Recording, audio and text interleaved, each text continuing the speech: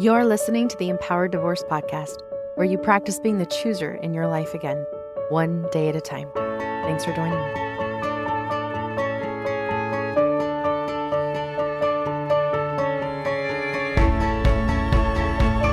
Hello, my amazing, beautiful listeners.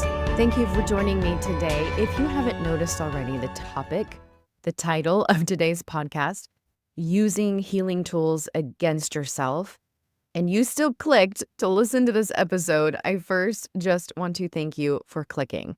Thank you for listening. I really hope that what I have to share today helps each one of you. I aired this episode on my other podcast as well, but I wanted to share this with those of you who are navigating divorce because I see similar hangups happen for those of you that are still trying to heal from betrayal, from abuse, and from divorce, where we are still trying to learn and understand what happened in our experience in the marriage. I often still see how we can use some of these healing tools, some of these principles that I know many of you listen to on different podcasts or read in different books, and you might still be using some of these concepts and tools against yourself. I feel like this is one of those topics that I would have never thought to look at. I would have never thought to self-reflect and question and wonder, could I be using some of these healing tools against myself, against my body? And I'm going to talk about what I mean by that in today's episode. But first, take a moment and check in with your body. How are you feeling? What are you noticing? What are you feeling in this moment? Just take a second to take a deep breath. And as you take that deep breath, notice your belly expand, your chest rise, your ribs expand, and then falls. Every time we notice our breath, every time we pay attention to our breath and our body breathing, the belly expanding, all of those physical responses to the breath, you are in the present moment. Really, the practice, because there's no arrival, is to be present as much as possible. And the reason why we want to become present as much as possible, because the present is where we as humans have access to choice, agency, empowerment. When we have access to choice, agency, empowerment, I call it agent power mode, that is where we can make the most wise, conscious decisions as to what that next step is. When we are not present, we're in the future or the past. And it's really difficult to make decisions when we're trying to live in the future what ifs, right? All of those fears of the future, the worries of the future, trying to do something today to control an outcome in the future, then the future hasn't happened. One of my favorite lines from Kung Fu Panda is, yesterday is history, tomorrow is a mystery, but today is a gift. When we can stay in the present and notice things from present self, we can see the gift that we've been given amidst the chaos, amidst the pain, amidst the grief. We can even see that grief is a gift. When we're wanting grief to be in the past, when we're worried that grief is going to be all-encompassing in our future for the rest of our life, we're never going to get out of it. It takes us away from the meaning of it today. The more I have connected with my own body, the more I realize just how deeply our human bodies hold the impact of our experiences from the past. And as I walk alongside my clients in their journey back towards themselves, I have noticed a pattern, something that can keep us stuck, even when we're actively working on our healing. And what I often see happen is we learn powerful tools, we learn concepts, we learn principles, and instead of using them to support our healing, our brain turns them against us. We start to use these tools against ourselves rather than using the tools to expand our window of tolerance or help our nervous system regulate in a way that honors our truth, honors our experience. We start to use them in a way to override our body, override what our body is actually telling us in the present. We meditate, we journal, we breathe deeply, like I just had you do, not to truly listen, but to silence the discomfort that we're feeling because we don't want to feel the discomfort. Remember, the window of tolerance is not void of negative emotion. Window of tolerance is we are able to be present with the negative emotion and use that as an opportunity to gather more information about what is happening. Being in the window of tolerance, I look at it more from a place of neutrality. We're not attaching meaning to whatever we're experiencing. What often happens is that we start to convince ourselves that and I swear every one of us do this because it is very human, it's very natural, but we try to convince ourselves that if we can just be regulated, quote, regulated, then we'll be better, then we'll be healed, and everything will be okay. And the meaning that many of us give dysregulation in general, when our body is having a trigger, when it is having a response to something, oftentimes what I'll see is the interpretation of that. Essentially, there's different limiting beliefs that go along with this, but essentially what I'm noticing happening is, oh my goodness, I'm dysregulated.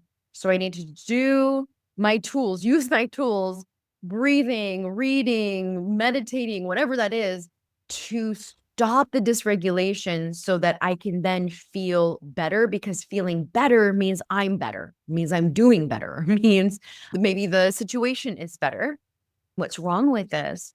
The problem with this, or the stickiness around this, is we're bypassing the information that the present experience of activation or dysregulation in our bodies is giving us. When we fight against the reality of what is currently happening in and experiencing in our bodies, which the fight shows up like denial, rationalization, minimization, justification, avoiding, resisting, reacting, all of those are a way to fight against reality, where feeling the sensations in our body with curiosity, with compassion, allows us to gather that information necessary to determine whether or not what our body is showing us is something that is presently happening. Is there really a present threat from my partner? Did my body pick up on something present that is reminding me of the past? If your body is having an activated response, even if it's activated because it thinks what happened in the past is happening now, it is still not wrong. It sensed something. It was picked up on something that it believed was a present threat or issue. So your body is actually responding right. When we think it's wrong, now we're arguing with reality of what our body is presently experiencing. What I want you to hear above anything today, the message that I'm hoping out of this entire episode you walk away with, the practice that I'm hoping you walk away with, is to believe your body, first. Before you make it right, wrong, the situation right, wrong, before we judge, before we assess, before we do, we believe our body, because your body is not the problem. Your body has never been the problem. It is responding correctly to something that either was wrong in the past and potentially wrong today in the present, or it's afraid that what happened in the past is going to happen again in the future. It is our job to figure that out, but we cannot figure that out if we immediately use all of these therapeutic tools, all of these concepts that we've learned to help regulate the body, if we use that in place of first believing the body. Because when you think your body is the issue, now, like I said, you start fighting against it. We're trying to force it into calmness. We're trying to force it into regulation when it's trying to protect you. And when we're in that fight, we're actually creating more suffering. So while emotional regulation tools are valuable, it is so important and crucial to use them in a way that actually honors and listens to your body's signals rather than overriding or dismissing them. And this is so important because those of you who are wanting to cultivate trust again, who genuinely want healing, this is how we do it. Instead of trying to regulate your way out of what your body is telling you, I want you to practice pausing and asking, what if my body is actually right?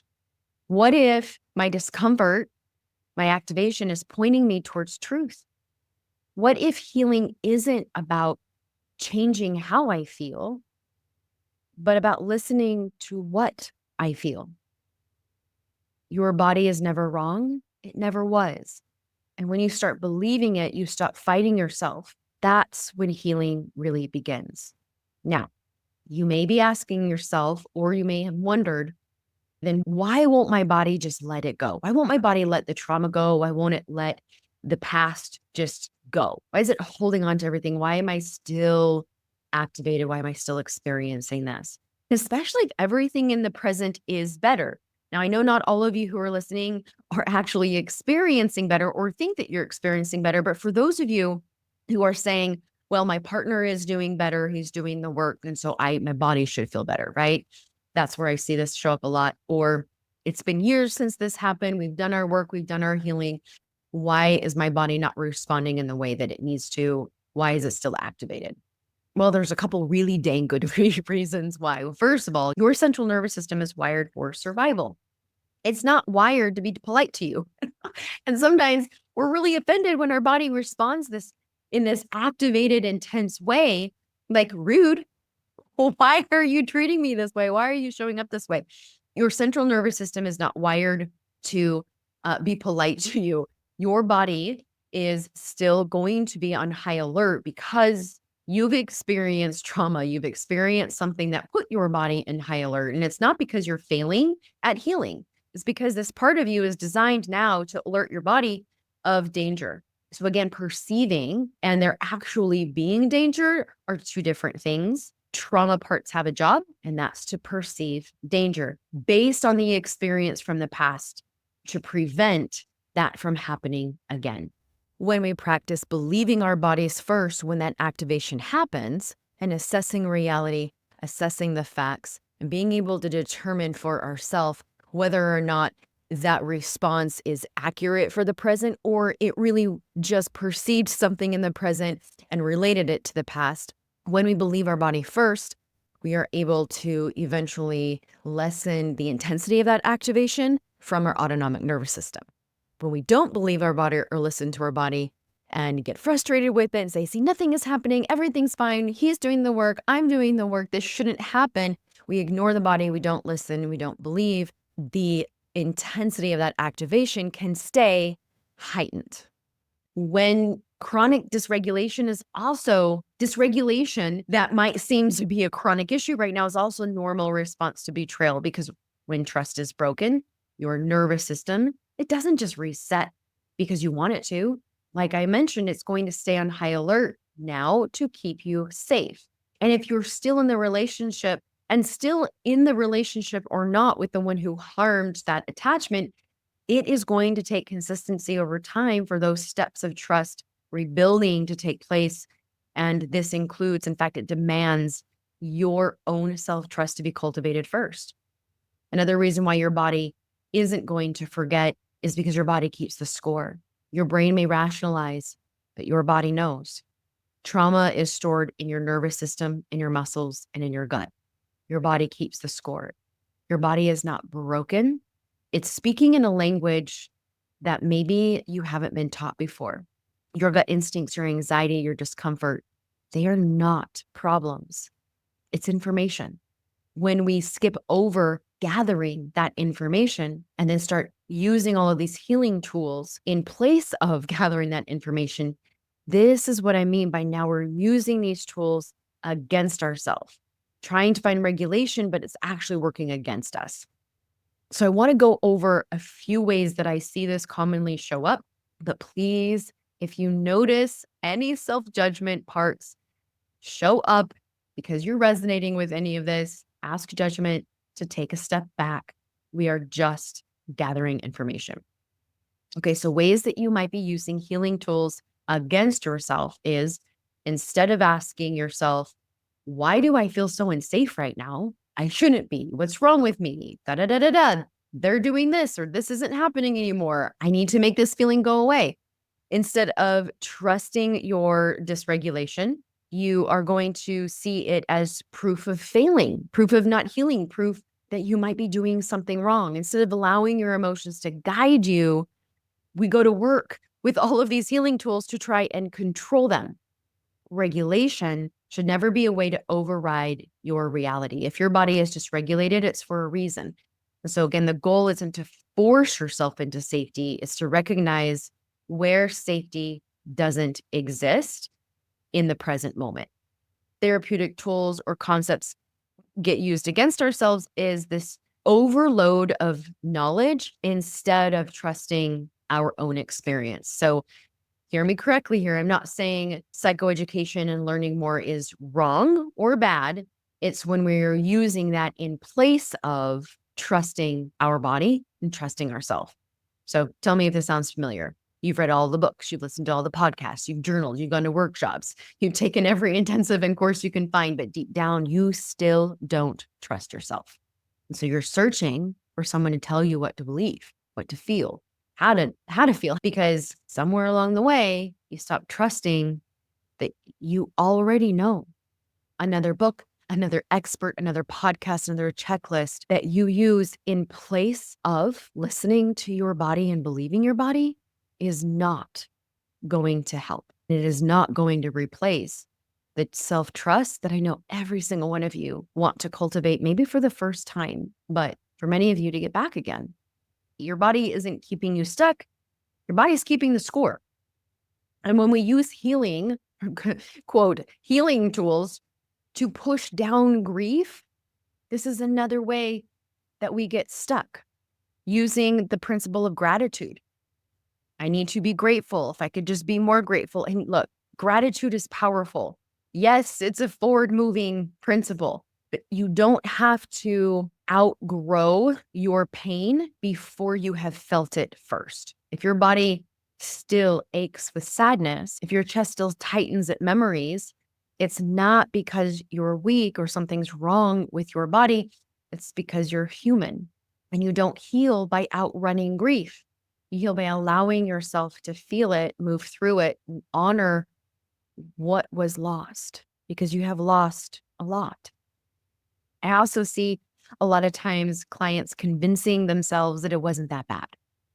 And here's where maybe a little of that denial, rationalization, or minimization shows up.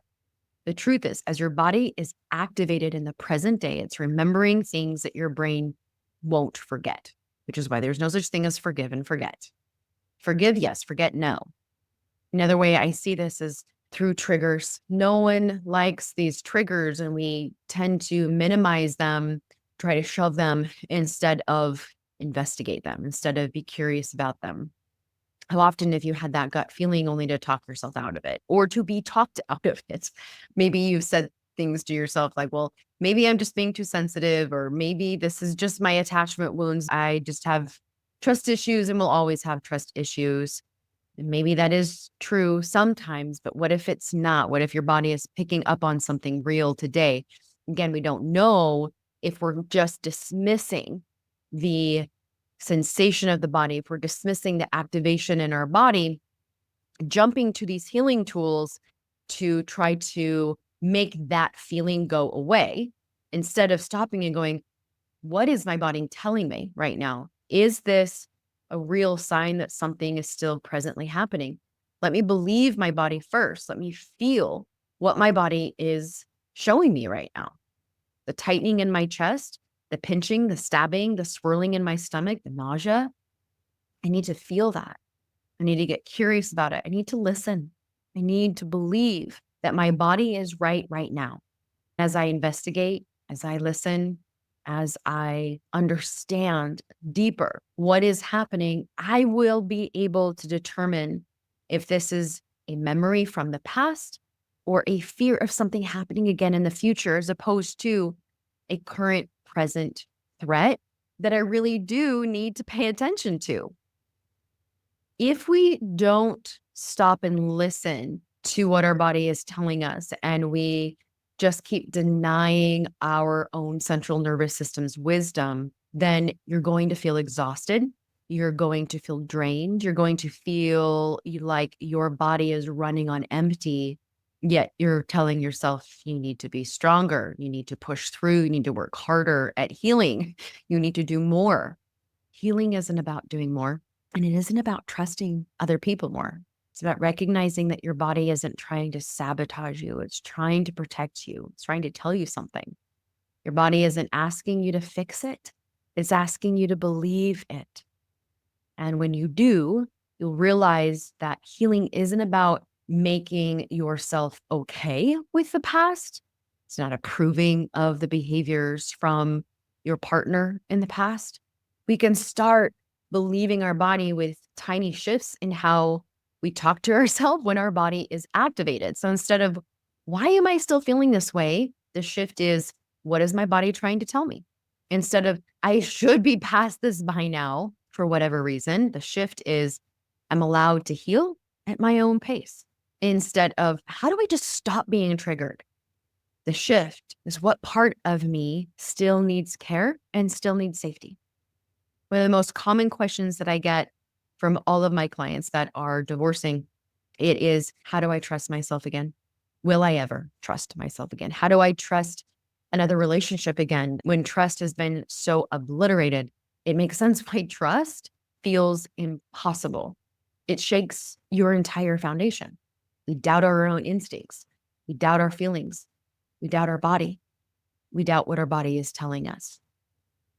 What I hope from everything I'm sharing today is that you start to believe, if you don't already, that your body isn't wrong and it never was. You are still feeling something, and it is worth listening to. It's worth investigating. It's worth gathering more information. That you don't have to rush the healing. And one of the best ways that we can start to trust ourselves again and perhaps trust a relationship again is to believe ourselves by believing our body, believing what is showing up in our body. If you're driving down the road, you're minding your business, and all of a sudden you feel anxiety, your chest is tightening, it's hard to breathe, breathing faster, rather than, oh my gosh, why is this happening? It shouldn't be happening. The shift is taking a moment to describe what's happening, to listen to what's happening, to be curious about what is happening in your chest and asking, naming the emotion. You've heard me talk about this so many times, pulling out the feelings wheel, feelingswheel.com, have it printed off, have it on your phone. Name the emotion that is showing up in your body. Describe the activation. Hello, worry. I see you. You're in my chest. It's spinning, it's stabbing, it's pinching, it's hot, it's fast. Wow. I see you. It's okay that you're here. Tell me why. What do you need to know? Then the trick is to notice what comes up, not judge it, not try to even overthink it. Just notice what comes up. Again, use that as information. This will help you to better determine whether or not your body is remembering something that happened in the past and thinks that you should be alerted today, or, hey, this just happened today and it's not okay. Either way, you get to decide what that is. Please remember you have the right to be wrong. Doing what you need to take time and space as you listen to your body and believe your body is so important. If you're in a relationship, that might look like, you know what, my body is telling me something right now. It's telling me that the work that you say you were doing, that I even see you doing, isn't creating the safety that I need. It's not what I expected. I thought that I would feel differently, and I don't. I don't know why, but I'm going to believe my body right now. And that means I'm going to take a step back. Now, this can look different for all of you. It might look like you go sleep in another room, or you ask them to sleep in another room while you gather more information to determine what is actually happening in the present moment. But we're going to believe our body first. When you don't, when you dismiss what your body is telling you and you go to this place of, well, he's doing all of the things. He's going to therapy. He's telling me he's doing well. I'm seeing progress. I'm noticing some changes. I shouldn't be feeling this way. What's wrong with me? I need to do more work, or I need to do this, or I need to do that to make this feeling go away. This is what I'm telling you is actually the opposite This is what I mean by using those tools against yourself. Your body isn't asking you to fix it. It's asking you to believe it. And when you do, you realize that healing isn't about making yourself okay with the past or approving of what happened in the past. It's about choosing a future where you no longer have to convince yourself that you're safe. Healing from betrayal trauma is not about forcing yourself to get over it. It's not about silencing your parts that feel unsettled. It really is about learning how to trust yourself again. And we do that when we believe our body first and stop overriding the signals that our body is giving us. We need to stop gaslighting our own intuition because you don't need to fix yourself. You need to listen to yourself. I used to think my body is keeping me stuck. Now I know that my body is keeping me safe. When you start to honor what it's trying to tell you, that is where I see real healing start to happen, real empowerment start to happen. This is where I see my clients start to reclaim themselves. Okay, I hope that helps. Again, notice what comes up for you. Notice what resonates. Notice the judgment parts too. Notice any parts that might be resisting any of this. Stay curious about it. These are great things to be aware of and take to your professional to help you process. There are so many amazing tools and healing principles that I know have helped me, and I know that have helped a lot of my clients. I love sharing that psychoeducation with my clients and giving them options to use. But when we start to use them against or in place of listening and believing our bodies, that's when it stops working. And when it stops working, it gets in the way of us being the chooser in our life and the creator of our life. Believing your body helps you believe that you can. Take care, everybody. Connecting to your body is one of the many ways that we can heal from what we've been through. Check out my Intimacy Within Self-Paced course. I walk you through the 7 different levels of intimacy. There's worksheets and exercise that I have you do around each one of those levels of intimacy. The purpose is to help you become more connected to yourself first. This is key to not only healing, but cultivating a healthy relationship in the future. I made it self-paced so that you can take your time and really practice some of these skills that I offer you in this course. To find out more, head over to the show notes or go to amiewoolsey.com. Again, Intimacy Within Self-Paced course. Because when you've experienced betrayal, abuse, and divorce, it's like putting the pieces of yourself back together after trauma has torn you apart. And it can feel really overwhelming to even know where to begin on the path of that self-restoration. Oftentimes, we're still questioning our reality. We're not trusting our ability to recognize what a healthy relationship is, let alone rebuild one, or let alone enter a new one. So before you consider that, let's practice cultivating a healthy intimacy within yourself. This is going to require embracing your authenticity and vulnerability, even in the face of potential rejection. How will you achieve this? One step at a time. Your healing journey back to yourself can start today. Take care, everybody.